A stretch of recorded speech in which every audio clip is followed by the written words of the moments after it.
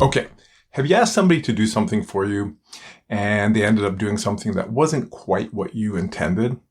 And the opposite can happen too. Somebody asks you to do something and it turns out you delivered something that wasn't really what they asked for. So it happens both ways all the time.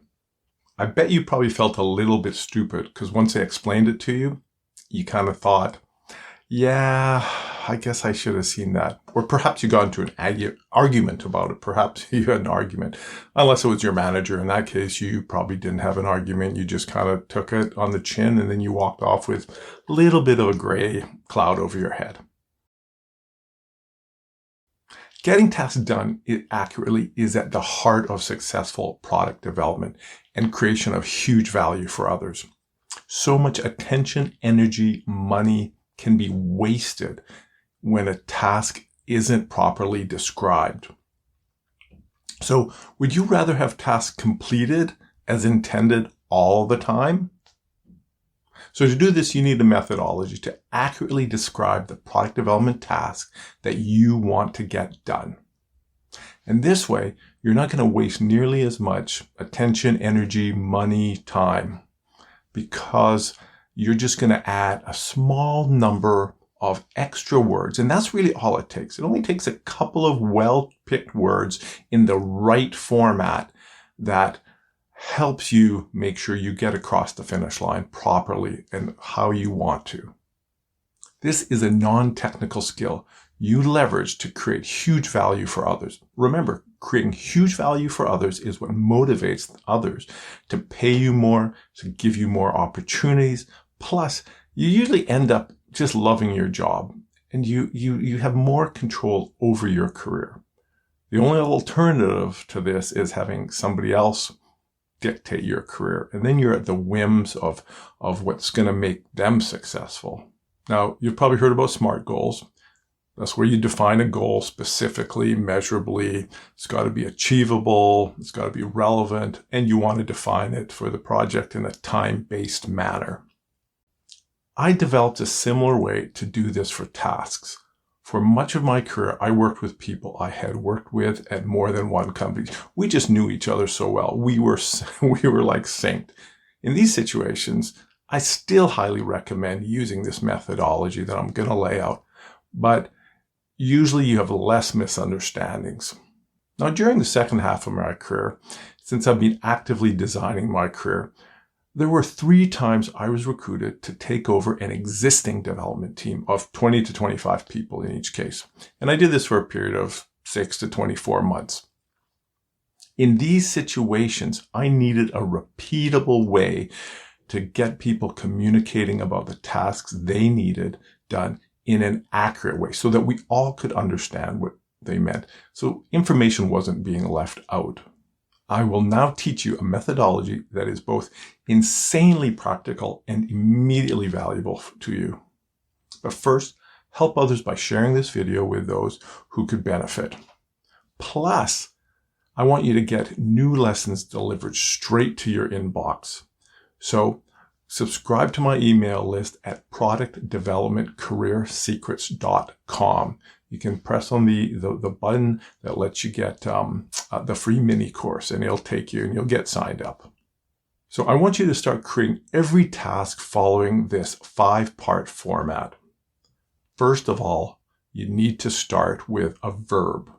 You want the first word of your sentence to be a verb. And this is really important because tasks are all about taking action. So you want that verb, that action to be taken, to be right up front. People need to be able to visualize what that action is going to be.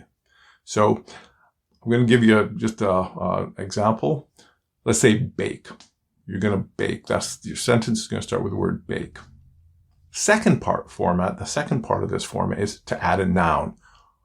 What is the deliverable? This noun is ultimately the deliverable, the physical thing that you're going to get. So I'm going to use cake. Bake a cake.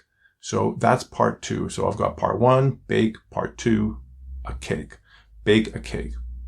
Now the third part of the format is to add some adjectives, some KPIs, key performance indicators, or some modifiers to that noun to better explain what that noun needs to be.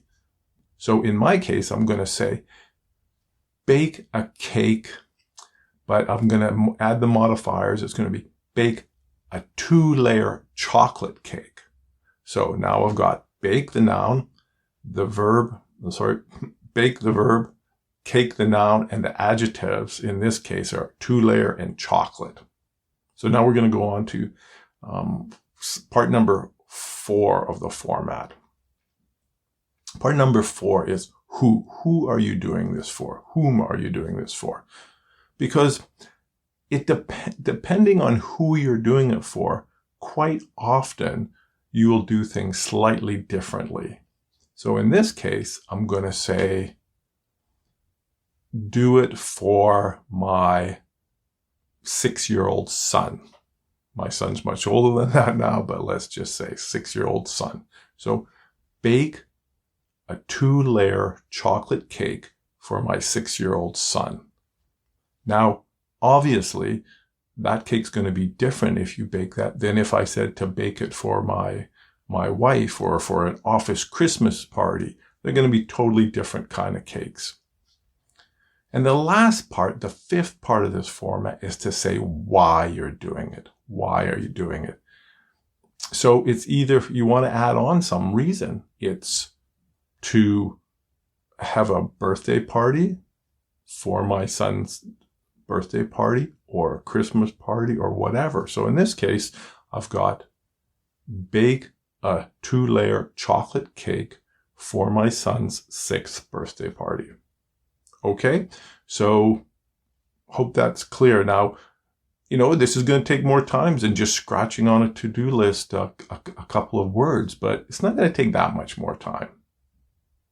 But I guarantee you and your whole team will save so much time because there won't be mistakes or much less misunderstanding. This significantly reduces the misunderstanding.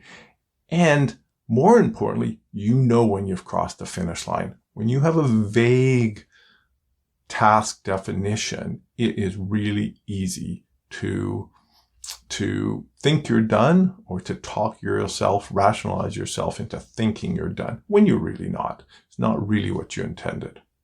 So just be careful of that. Be careful of your mind pushing you away from, doing a little bit of hard work. This isn't a lot of hard work. And once you get into a habit of it, it'll be easier.